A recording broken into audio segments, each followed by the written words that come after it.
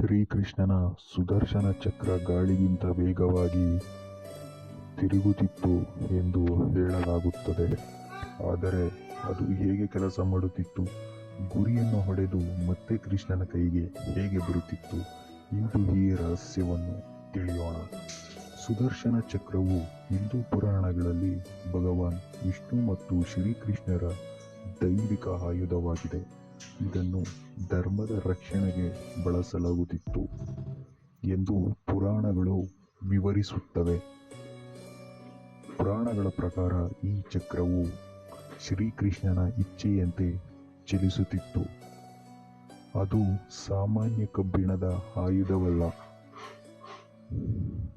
ದೈವಿಕ ಶಕ್ತಿಯಿಂದ ನಿಯಂತ್ರಿತವಾದ ಆಯುಧ ಎಂದು ವರ್ಣಿಸಲಾಗಿದೆ. ಸುದರ್ಶನ ಚಕ್ರದ ಬಗ್ಗೆ ಅನೇಕ ಕಥೆಗಳು ಮಹಾಭಾರತ ಮತ್ತು ಭಾಗವತ ಪುರಾಣಗಳಲ್ಲಿ ಬರುತ್ತವೆ. ಅವುಗಳಲ್ಲಿ ಚಕ್ರವು ಗುರಿಯನ್ನು ತಪ್ಪಿಸದೆ ತನ್ನ ಕಾರ್ಯವನ್ನು ಪೂರ್ಣಗೊಳಿಸುತ್ತದೆ ಎಂದು ಹೇಳಲಾಗಿದೆ.